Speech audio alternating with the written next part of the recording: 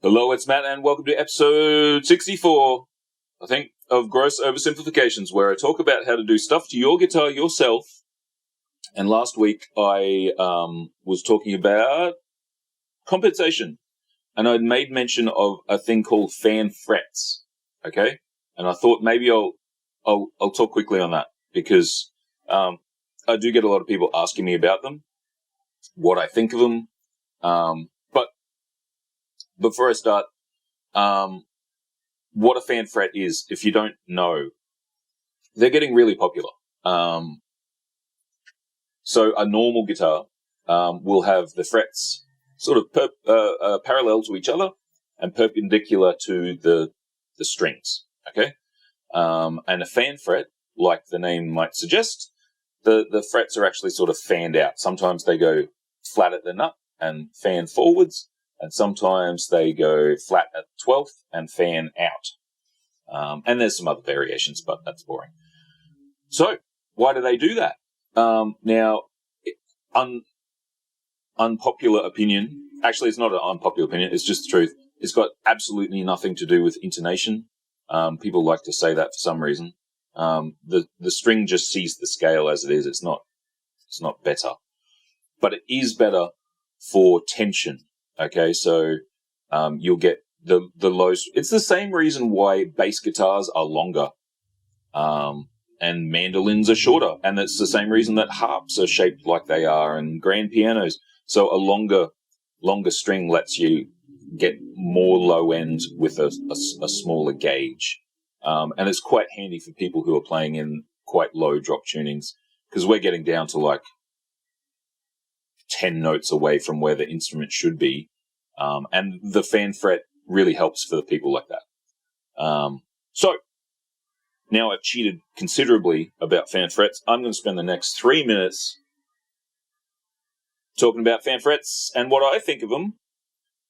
So number one, I sort of don't like the idea that this is a brand new concept. These things have been around since the 16th century.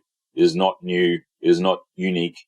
And there is a little bit of a reason why all of them aren't like that. So number one, for me personally, I find them quite uncomfortable. Lots of the Strandbergs, the whole guitar was designed with ergonomics in mind. So you find that they are quite good, and your hand does go like this a little bit. So a mild fan is quite good. Some of the other instruments that have the crazy long fans, I kind of feel like we're going to have some RSI problems in the future.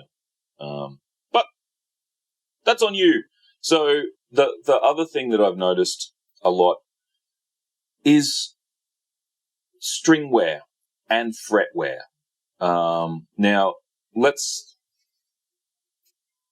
honestly, the concept has been around for so long. If it was a really, really good idea, every guitar would have been like this since day one. So not to mention that it's quite difficult to manufacture, and little things like doing the nuts properly will take a bit of a skill.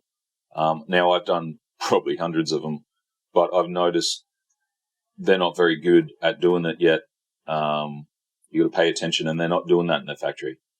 Anyway, so string wear and fret wear. What you get with a normal string is you've got the string winds, and they're sort of like across the fret. So you get this little point where the string meets the fret and it dints the string, right?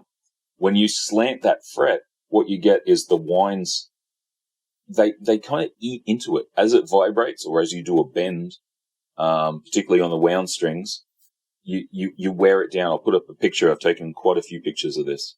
Or the opposite thing happens.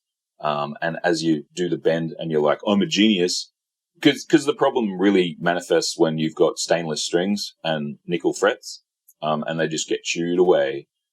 So you're like, ha ha ha, I'll get stainless frets and nickel strings. The opposite has just happened to the bottom of your string.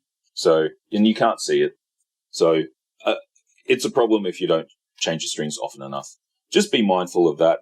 I don't want to rag too much about it. On the plus side,